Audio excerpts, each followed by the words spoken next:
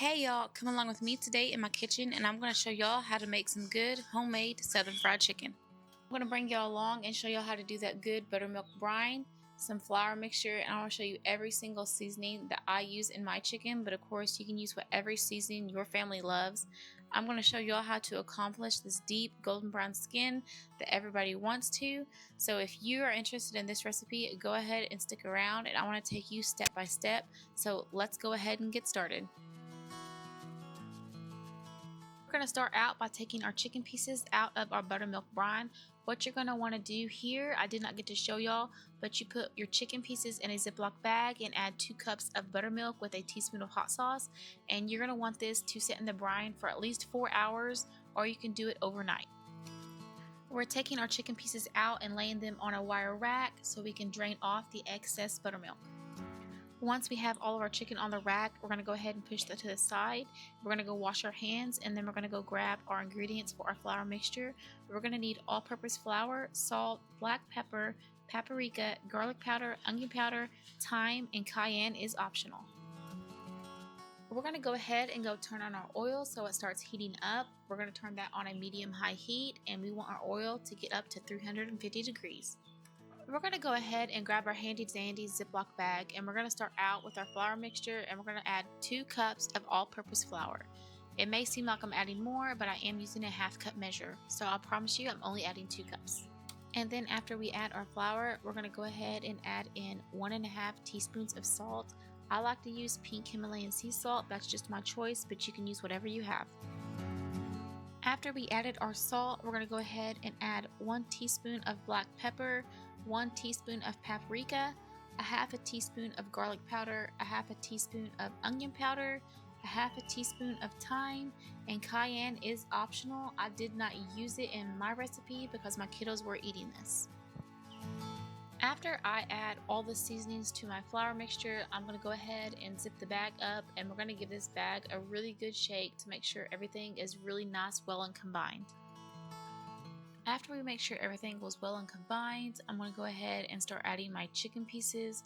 I do only add 2 pieces at a time so I don't overcrowd the bag, and then I just get a plate and all the chicken pieces that I have coated, I'll take it and lay on the plate and keep on repeating the same process until every single piece is nice, well and coated, and then I'm going to take it over to my pan. When you're doing this recipe, it calls for 8 pieces of chicken. I had some thighs and legs that I needed to use up, so that's what I used was 4 thighs and 4 legs. You can absolutely use a whole fryer and cut it up yourself, or all thighs or all legs.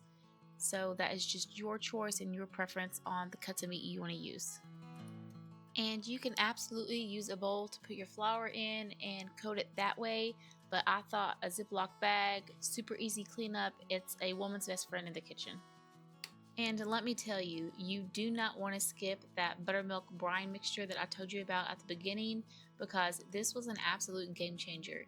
It made my chicken so tender and so delicious, and y'all, it just helped my flour adhere to my chicken, and do not skip out on it. I promise you, you will not regret it. I know if you do the buttermilk brine, it will take some planning because you do need to let it sit for those 4 hours at least, but y'all, it is well worth it. I tried to be as clean as possible when I was doing this recipe, and flour was coming out of my bag as I was shaking it, and I did not realize that. And y'all, you just can't be too clean when you're making fried chicken, so I guess the messier the better, right? Y'all, I am so done with this weather. It has been literally triple digits here.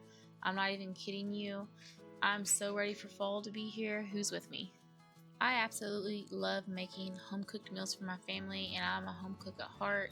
I love making everything from scratch. I'm not saying that I don't use a box mix here and there. I mean, everyone does. But it has been so hot here that even just cooking anything in my house, it just seems like my AC can't keep up, and it's just so miserable. After we have all of our chicken pieces nice, well and coated, and all the pieces are laying on the plate, I'm going to go ahead and clean up my mess, and I'm going to go wash my hands, and then we're going to make our way over to the stove and get to frying. I do prefer wearing gloves when I'm dealing with chicken and coating it like this, but of course I ran out. And of course my camera for some reason did not record me putting the chicken into the pan, but I am going to show you what the chicken looks like right after I get it into the pan. And you're only going to want to flip your fried chicken one time. We're going to cook it 8 minutes on each side, and we're going to give it one flip. You're going to know your chicken's ready to flip when your skin's nice and golden brown, just like this. And of course, if you want your skin a little bit darker, you can go ahead and just add 1 or 2 more minutes to the cooking time.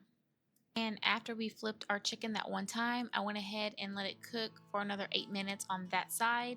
And then I'm going to take it off, and I'm putting our chicken pieces on a wire rack so all the excess oil can drip off. And I had 8 pieces of chicken, so I'm going to go ahead and do a second batch, and y'all will get to see me putting the chicken into the oil this time. The recipe did state to use vegetable or canola oil, so I am using vegetable oil, but you use whatever you want to. You'll know that your oil is hot enough when you put your chicken in there and you see that nice sizzle. We're going to go ahead and let these pieces of chicken cook for 8 minutes on the first side, and then we'll come back. And when you flip your chicken this time, your chicken may be a little bit darker than your first batch because your oil has been on the heat for a minute now. But that nice and golden brown skin is what you want to see. That's the key. We're going to go ahead and let this cook for 8 minutes on this side, and we're going to do the same thing by putting our chicken on the wire rack and letting all the excess oil drip off. And as I was frying my chicken tonight, I was also making corn on the cob, garlic mashed potatoes, and homemade cheddar bay biscuits. If y'all want any of those recipes, just let me know down in the comments, and I'd be more than happy to share them with y'all. This is what my chicken ended up looking like, and this is what our plates ended up looking like. My family absolutely enjoyed it, and I know your family will too. Please don't forget to hit that like and subscribe button down below, and we'd love to join the family. Thanks so much for watching and for all your support. It really does mean a lot. If you've enjoyed this one, I'd be so grateful if you'd give it a like and subscribe if you haven't already. Hitting the bell is the best way to stay updated when new videos come out. I'd love to hear from y'all too. Please leave a comment and tell me what you would like to see next, or if you have any questions, I'll always do my best to reply. Thanks again for being here, and I'll see y'all in the next one.